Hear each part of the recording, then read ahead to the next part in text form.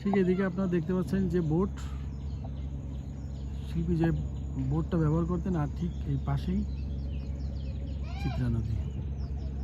আর চিত্রা নদীর ঠিক এপাশে এই যে ব্রিজ, একটু আগে আমরা এই ব্রিজ পার হয়ে এই সুলতানের সংগ্রহশালাতে এসেছি।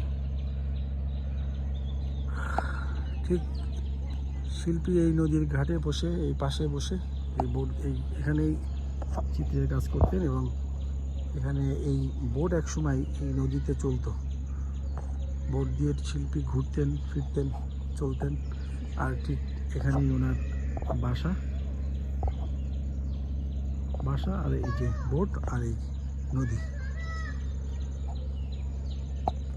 সো আজ এ পর্যন্তই, সবাইকে ধন্যবাদ, বিদায় নিচ্ছি কুড়িগ্রাম গ্রাম থেকে, শিল্পী এস এম সুলতানের সংগ্রহশালা থেকে। আল্লাহ হাফেজ, সবাইকে ধন্যবাদ।